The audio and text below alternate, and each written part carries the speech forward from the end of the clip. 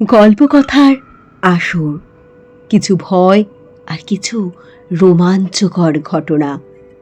প্রতি শুক্রবার রাতে আর প্রতি রবিবার দুপুরবেলা থাকবে ঘটনার সমাহার। আজকে যে ঘটনাটি আপনাদের সামনে তুলে ধরব, ঘটনাটি পাঠিয়েছেন রিন্টুদি। রিন্টুদি আমারই এক বান্ধবীর মাস্তুতো ননদ। তারই খুব কাছের বন্ধুর সাথে ঘটে যাওয়া একটি মর্মান্তিক এবং প্রচণ্ড কষ্টের একটি ঘটনা আপনাদের সামনে আজকে তুলে ধরব। আর এমন ঘটনা যদি আপনাদের জীবনেও ঘটে থাকে বা আপনাদের চেনা পরিচিত কারোর জীবনে যদি এমন কোনো ঘটনা ঘটে থাকে, চাইলেই তা আপনি আমার সাথে শেয়ার করতে পারেন। ডেসক্রিপশন সেকশনে সমস্ত লিংক দেওয়া রয়েছে। তাহলে দেরি না করে আপনাদের জীবনের ঘটনা বা আপনাদের কাছের কোনো বন্ধু বান্ধব কিংবা আপনাদের চেনা জানা কোনো মানুষের সাথে ঘটে যাওয়া যে কোনো ঘটনা আপনারা পাঠিয়ে ফেলতে পারেন আমাকে। শুরু হচ্ছে আজকের ঘটনা। আজকে যে ঘটনাটি আপনাদের সামনে তুলে ধরছি, ঘটনাটি সল্টলেকের কাছে একটি অভিজাত আবাসনের ঘটনা। আমাকে যেহেতু জায়গাটার নাম পুরোপুরিভাবে বলতে বারণ করে দেয়া হয়েছে, তাই দুঃখের বিষয় আমি সল্টলেক বললেও আমি কোন ব্লক সেটা আর বললাম না। রিন্টুদি ছোটোবেলায় যে স্কুলে পড়তেন, ক্লাস 4 অবধি একটা স্কুলে পড়েছিলেন এবং ক্লাস 5-এ যখন উনি স্কুল চেঞ্জ করে অন্য স্কুলে ভর্তি হন, সেখানে বেশ সুন্দরভাবে অনেক বন্ধু বান্ধবের সাথেই তার আলাপ পরিচয় হয়।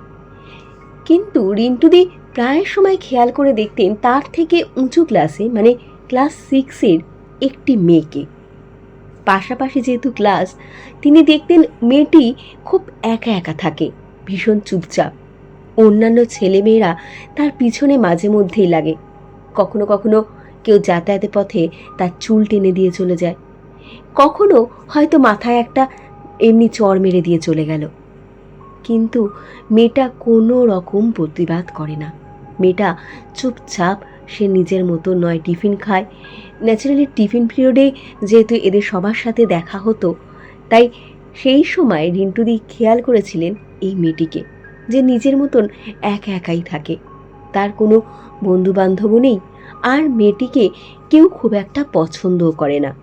রিন্টুদি অনেক দিন ধরে মেয়েটিকে দেখছিলেন, তাই একদিন তার মনে হলো মেয়েটির সাথে গিয়ে তিনি কথা বলবেন। তখন ক্লাস 5, মানে বুঝতেই পাচ্ছেন বয়সটা তার অনেক কম। এরপর রিন্টুদি সেই মেয়েটির সাথে গিয়ে কথা বলে। রিন্টুদি বুঝতে পারে মেয়েটি আর 5টা ছেলে মেয়ের মতো একেবারেই না। সে কথা বলতে একটু সংকোচ বোধ করে, সেভাবে কথা বলতেই চায় না রিন্টুদির সাথে। অনেকগুলো কথা জিজ্ঞাসা করলে হয়তো একটা আধটার উত্তর দেয়। রিন্টুদি ভাবে যে ও যেখানে একা একাই থাকতে চায় তাহলে থাক, এই বলে রিন্টুদি আর মেয়েটাকে ডিস্টার্ব করে না, সে ওখান থেকে চলে আসে। এরপর ক্লাসে ফাইনাল এক্সাম হয়। ফাইনাল এক্সামে রিন্টুদি পাশ করে যান এবং ক্লাস 6-এ ওঠেন। এরপর মেয়েটি একই ক্লাসে রিন্টুদির সাথে পড়তে শুরু করেন। রিন্টুদি খেয়াল করে দেখেন মেয়েটিকে কেউ পছন্দ করে না, এমনকি ক্লাসের টিচাররা পর্যন্ত না। যে কোনো কথায় মেয়েটাকে প্রচণ্ডভাবে হেয় করা হয়। ক্লাসের বন্ধুরা তো করেই, কিন্তু টিচাররা পর্যন্ত তাকে হেয় করতে বা হ্যাটা করতে পিছপা হন না। যে কোনোভাবেই তাকে অপমান করা হয়ে থাকে। এই দেখে রিন্টুদির প্রচণ্ড কষ্ট হতে থাকে। সে আস্তে আস্তে সেই মেয়েটির সাথে গিয়ে বন্ধুত্ব জমান। আস্তে আস্তে মেয়েটির সাথে, মেয়েটির নাম আমি বলে দিই, মেয়েটির নাম অন্তরা। অন্তরার সাথে রিন্টুদির খুব ভালো একটা বন্ডিং তৈরি হয়ে যায়। এই প্রথম অন্তরা মনে হয় রিন্টুদিকে একমাত্র বন্ধু হিসাবে পেয়েছিল। এর আগে অন্তরার হয়তো কোনো বন্ধু ছিল না। এরপর থেকে রিন্টুদি যা খাবার নিয়ে যেতেন অন্তরার সাথে ভাগ করে খেতেন। অন্তরার যে কোনো প্রবলেমে রিন্টুদির যতটা সম্ভব হেল্প করতেন। এরপর থেকে মেয়েটার রেজাল্টেরও পরিবর্তন হয়। মেয়েটা পাশ করতে শুরু করে। খুব ভালো নাম্বার না পেলেও পাস নাম্বার সে ঠিক তুলে ফেলত। আস্তে আস্তে তার বিহেভিয়ারও চেঞ্জ হতে থাকে। এক্ষেত্রে বলে রাখি, মেয়েটার কিন্তু একটা প্রবলেম ছিল। মেয়েটি ডাউন সিনড্রোমে আক্রান্ত ছিলেন। অত ছোটবেলায় রিন্টুদিও জানতেন না ডাউন সিনড্রোম আসলে কি, কিন্তু তিনি জানতেন যে তার বন্ধু অন্যান্য বন্ধুদের থেকে অনেকটাই আলাদা। রিন্টুদিরা তখন তো সল্টলেকের কাছে থাকতো এবং তাদের বাড়ি থেকে অন্তরার বাড়ির দূরত্ব খুব একটা বেশি নয়, তাই তারা একই জায়গায় টিউশনও করতো, স্কুলেও প্রায় একই সময় যাতায়াত করত।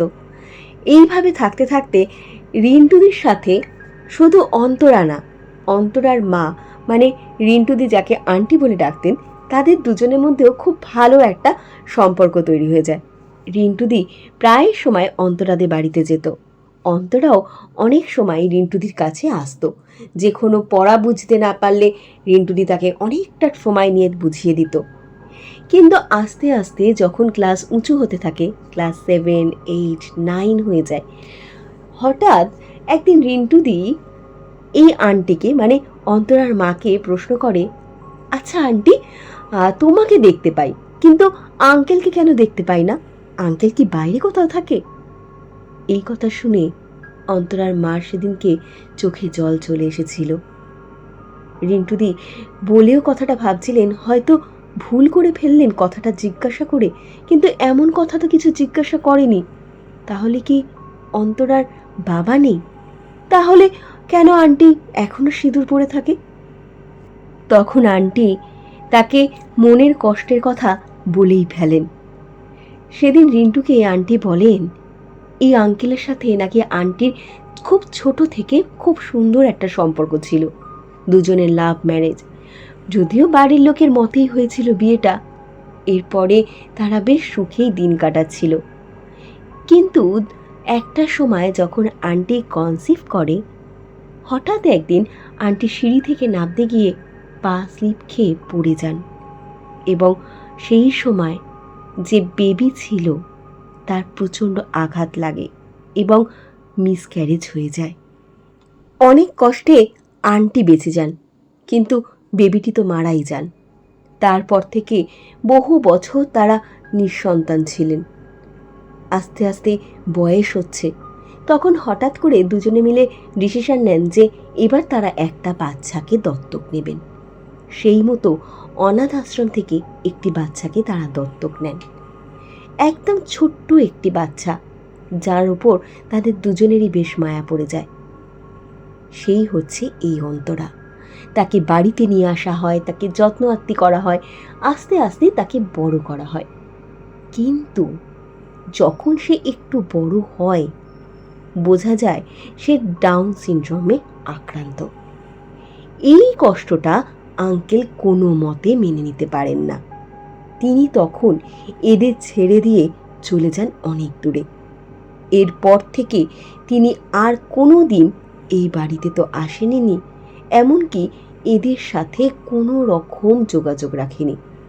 শুধু মাস গেলে একটা টাকা তিনি পাঠিয়ে দেন ব্যাংকের অ্যাকাউন্টে, যেটা থেকে এনাদের সংসার কোনো রকমভাবে চলে যায়।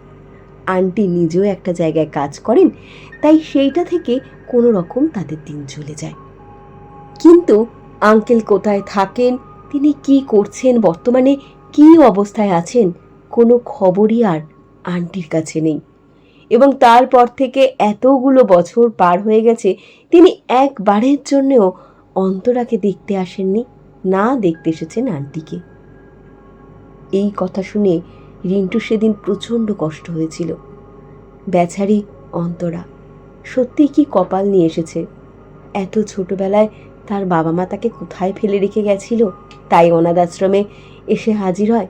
আর সেখান থেকে একটা পরিবার পেলেও যদি, সেখানে আবার সেই ভদ্রলোক তাকে ছেড়ে দিয়ে চলে গেল, যাকে সে বাবা বলে জানতে শুরু করেছিল। এরপর দিন যেতে থাকে, আস্তে আস্তে ক্লাস 10 হয়ে যায়। অন্তরা পরীক্ষা দেয় এবং কোনো রকম পাশ করে যায়। এদিকে রিন্টুদিও পাশ করে যায়। ইতিমধ্যেই রিন্টুদির বাবার ট্রান্সফার হয়ে যায় হলদিয়ার কাছে এবং রিন্টুদিকেও বাধ্য হয়ে হলদিয়াতে চলে যেতে হয়।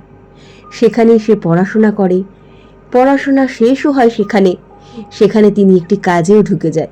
কিন্তু এই যে লম্বা টাইম যায়, এর মধ্যে রিন্টুদির সাথে অন্তরার আর কোনো যোগাযোগ ছিল না। প্রথম প্রথম অন্তরাকে কয়েকবার রিন্টুদি ফোনও করেছিল, কিন্তু দূরে থাকার জন্য আস্তে আস্তে যোগাযোগ কমতে থাকে। যেহেতু এটা অনেক বছর আগের কথা, তাই তখন তো এত মোবাইল ছিল না, তাই যোগাযোগটা আর কোনোভাবেই রাখা সম্ভব ছিল না। যোগাযোগ একেবারেই শেষ হয়ে যায়। মাঝখানে কেটে যায় অনেকগুলো বছর। রিন্টুদি এর মধ্যে একটা চাকরিও পান, পরবর্তীকালে তার বিয়েও হয় এবং এখন তার 16 বছরের একটি ছেলেও রয়েছে। তাহলে বুঝতেই পারছেন যে কতটা সময় ধরে তাদের মধ্যে আর কোনো যোগাযোগ নেই। এখন রিন্টুদির হাজবেন্ড বেহালায় থাকেন, রিন্টুদিও বেহালায় থাকেন। ফেসবুক মারফতে তাদেরই ক্লাসের একটি বন্ধুর সাথে রিন্টুদি রিসেন্টলি যোগাযোগ হয় এবং অনেক কথার মাঝে হঠাৎ তিনি ছেলেটিকে ওই মেয়েটি মানে অন্তরার কথা জিজ্ঞাসা করে যে অন্তরা কীরকম আছে। ছেলেটির বাড়ি অন্তরাদের বাড়ির থেকে খুব কাছে, বলতে গেলে একই পাড়াতে থাকতো তারা, একই স্কুলে পড়াশোনা করত। তাই ছেলেটি যখন রিন্টুদি এই কথাটা তাকে জিজ্ঞাসা করে একটু হেজিটেটই করছিল বলতে। সে তখন বলে মাঝখানে অনেকগুলো বছর সে এখানে ছিল না, সে পড়তে বাইরে চলে গেছিল। তারপর যখন ফিরে আসে, এসে জানতে পারে অন্তরা নাকি আর নেই, অন্তরা নাকি মারা গেছে। এই কথাটা যখন রিন্টুদি শোনে, তার মাথায় যেন আকাশ ভেঙে পড়ে। একসময় এত ভালো বন্ধু যে ছিল, তার কোনো খোঁজ খবরই রাখা সম্ভব হলো না রিন্টুদির পক্ষে, আর সেই মেয়েটি মারাও গেল।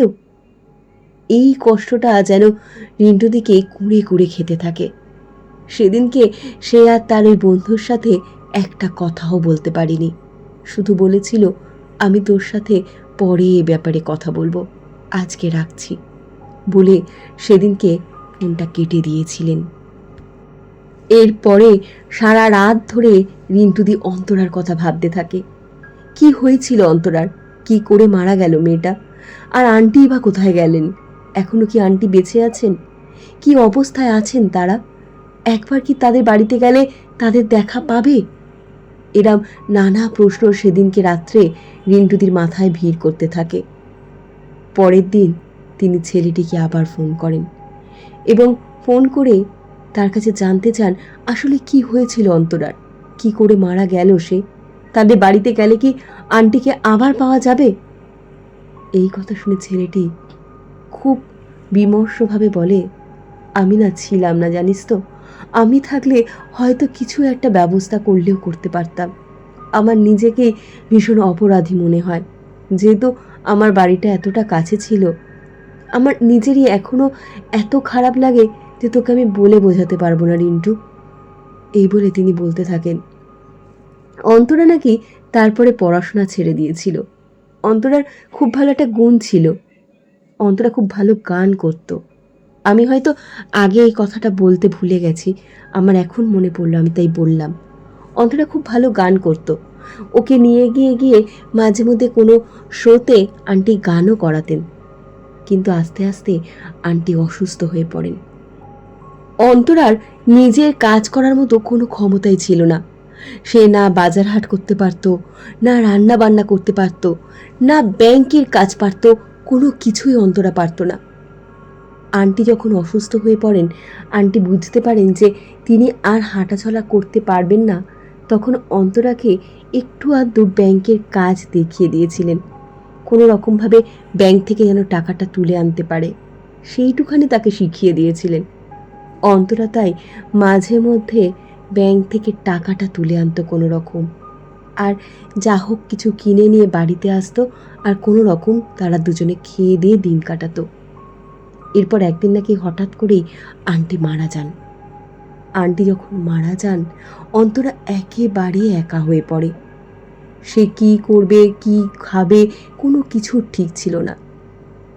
পাশাপাশি যারা ছিল তারা হয়তো তাকে যদি কিছু খেতে দিত তবে তার খাওয়া সেদিনকে জুটত, না হলে দোকান থেকে কি কমবে কিনে খেত না খেত সেই জানতো। সে তো অত পয়সার হিসাবও ঠিক করে মনে রাখতে পারতো না। এমনও হয়েছে হয়তো নিচে যে রিক্সা স্ট্যান্ডের লোকগুলো ছিল, যারা ছোট থেকে তাকে স্কুলে যেতে দেখেছে, তাকে বড় হতে দেখেছে, তাদেরই কাউকে কাউকে বলা থাকতো, তারা শুধু তাকে ব্যাংকে নিয়ে যেত। আর ব্যাংকে গিয়ে যেহেতু অন্তরা কিছুই বুঝতো না সেভাবে, কখনো কখনো তার হয়তো 1000 টাকা লাগবে, দেখা গেল সেখান থেকে সে 2000 টাকা তুলে নিল। কখনো দেখা গেল 2000 টাকা লাগবে, হয়তো লোকটা দেখা গেল 4000 টাকা তুলে নিল। 2000 টাকা অন্তরাকে দিয়ে বাকি 2000 টাকা সে নিয়ে নিল। এইভাবে ম্যাক্সিমাম টাকা কত চোট হয়ে গেছে, অন্তরা বেচারি কিছুই তার হয়তো জানতে পারেনি। এরপরে সুযোগ নিতে থাকে রিক্সাওয়ালাগুলো। তারা প্রায় অন্তরার ঘরেতে চলে আসতো। পাশাপাশি যে সমস্ত ঘরের লোকজনরা ছিল, তারা অনেক সময় যখন লোকগুলোকে জিজ্ঞাসা করতো, আপনারা এরকম হুটহাট করে ওর ঘরেতে আসেন কেন, লোকগুলো বলতো, ওকে খাবার দিতে এসেছি। কেউ কেউ বলতো, ওকে ব্যাংকে নিয়ে যাব, তাই আমাকে ডেকেছে, তাই এসেছি। মেয়েটার উপর শারীরিক নির্যাতনও কম হয়নি। অনেকে বলে ও নাকি ধীরে ধীরে অসুস্থ হয়ে পড়েছিল। যখন অন্তরা মারা যায়, অন্তরা নাকি প্রেগনেন্টও ছিল।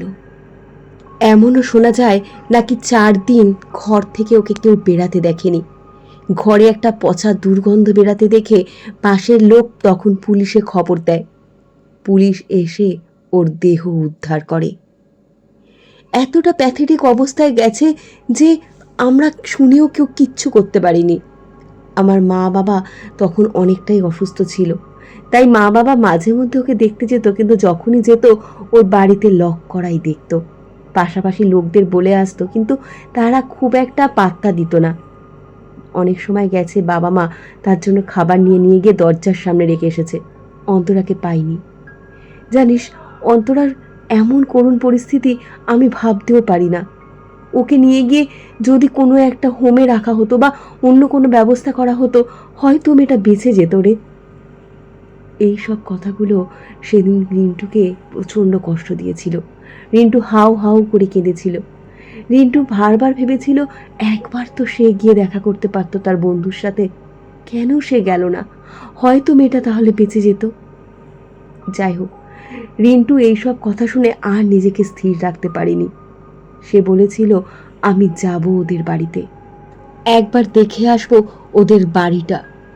এই কথা শুনে সেদিন রাজীব সাথে সাথে বলেছিল, খবরদার, তুই কখনো ওখানে যাবি না। এই কথা শুনে রিন্টু ভারী অবাক হয়ে গেছিল। হঠাৎ রাজীব এরমভাবে কেন বলল? যখন রাজীবকে জিজ্ঞাসা করে, তখন রাজীব বলে, জানিস, ওর ফ্ল্যাটে সেই মারা যাবার পর থেকে পুরোপুরিভাবে সিল করে দেয়া হয়েছে। ওই ফ্ল্যাটে কেউ যায় না। যারা পাশাপাশি ঘরেতে থাকে তারা প্রায় বলে ওদের ঘর থেকে কখনো কখনো 2জন ভদ্রমহিলার বা 2জন মেয়ের গলার স্বর ভেসে আসে। কখনো কখনো একজনকে শোনা যায় সে মা মা করে কাঁদছে। কখনো কখনো শোনা যায় একটা মেয়ে হি হি করে হাসছে, আর সেই গলা অন্তরার। ওর আত্মার শান্তি পায়নি, এখনো ওর আত্মা ওই ঘরেতেই রয়েছে। কারণ ওর মা এবং অন্তরা মারা যাবার পর কেউ ওদের কোনো কাজ করেনি, কোনো শ্রাদ্ধের কাজ ওখানে হয়নি, তাই তাদের আত্মা এখনো মনে হয় ওই বাড়িতেই রয়ে গেছে। এমনও হয়েছে যারা ওদের পাশের ফ্ল্যাটে থাকতো তারা রীতিমতো ভয় পেয়ে ওখান থেকে ছেড়ে দিয়ে অন্য জায়গায় চলে গেছে। ওই ফ্ল্যাটে এখন অন্য কেউ থাকে। তারা ভয় পায় ঠিকই, কিন্তু সেরকম ভয় পায় না, কারণ যা ঘটে ওই ওদের 4 দেয়ালের মধ্যেই ঘটে, ওদের ঘরের মধ্যে ঘটে। পাশাপাশি কোনো ফ্ল্যাটেই কোনো অসুবিধা হয় না, শুধু পাশাপাশি ফ্ল্যাটের মানুষজন মাঝে মধ্যে ওদের গলার আওয়াজ পায়। কখনো কখনো একটা সুর ভেসে আসে, কখনো কখনো কান্না ভেসে আসে। সেই জন্য তোকে বারবার বলছি, আর যাই হোক তুই ওদের ফ্ল্যাটের কাছে যাস না। এই কথা শুনে রিন্টু আরও অবাক হয়ে যায়। সে বলে, তাহলে আমাদের তো উচিত যে যাতে অন্তরা আর আন্টির আত্মার শান্তি পায়। চল না আমরা যাই ওই ফ্ল্যাটে, ওখানে লোকদের গিয়ে বলি ওই ঘরে চাবি দিতে, আমরা ওদের জন্য ওখানে কাজ করব, ওদের শ্রাদ্ধ শান্তির ব্যবস্থা করব, যাতে ওদের আত্মার শান্তি পায়। এই কথা শুনে রাজীব বলে, তোর মাথা খারাপ হয়েছে? ওরা কেউ চাবি দেবে না। কতবার এরকম হয়েছে, আমি একবার গিয়ে বলেছি, দুবার গিয়ে বলেছি, ওরা কেউ চাবি দিতে রাজি না। ওদের বিশ্বাস যদি ওই দরজা খোলা হয় তাহলে হয়তো সব কটা ফ্ল্যাটে কোনো অশরীর ঘুরে বেড়াবে এবং ওদের আরও বিপদ হতে পারে।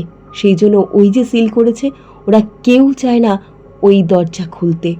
রিন্টুদি বলেন, আমার খুব খারাপ লেগেছিল। আমার তখন মনে হয়েছিল রাজীবই হয়তো চায় না সেখানে আর যেতে। থাক, ও যা বলে বলুক, আমি যাব সেখানে। এই বলে আমি একদিন আমার হাজব্যান্ডকে বলে সেখানে যাই। আমার হাজব্যান্ডও ছিল আমার সাথে। আমরা যখন যাই তাদের ওই বাড়িটায়, আমার দেখে প্রচণ্ড কষ্ট হচ্ছিল ওদের ফ্ল্যাটের সামনে দাঁড়িয়ে। বারবার সেই পুরাতন স্মৃতিগুলো যেন আমার ভেসে উঠছিল চোখের সামনে। আমি অনেকক্ষণ দাঁড়িয়েছিলাম দরজাটার সামনে। পাশের ঘরে নক করি। নক করতে একজন ভদ্রমহিলা বেরিয়ে আসেন। তাকে আমি বলি, আচ্ছা এই ফ্ল্যাটের চাবিটা কি পাওয়া যাবে? সে ভদ্রমহিলা আমার দিকে ভীষণ অবাকভাবে তাকায় এবং তাকিয়ে আমাকে বলে, আপনি এখানে কি করতে এসেছেন?